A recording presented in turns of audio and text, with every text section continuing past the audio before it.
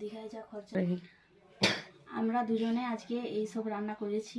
তো আজকে দুজনের মধ্যে কম্পিটিশন হবে, যে ফার্স্ট হতে পারবে দুজনের মধ্যে তাকে আজকে ফুচকা খাওয়াতে হবে। যে হেরে যাবে সে খাওয়াবে তাকে, আর যে হেরে যাবে তাকে এই লঙ্কাটা খেতে হবে, আর যে ফার্স্ট হবে তাকে ফুচকা খাওয়ানো হবে, ঠিক আছে? এখন লঙ্কাটা আমি এখানে রাখলাম।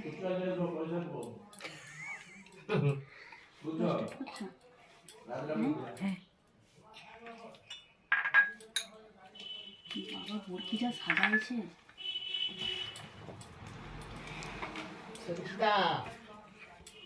সঙ্গীতা রে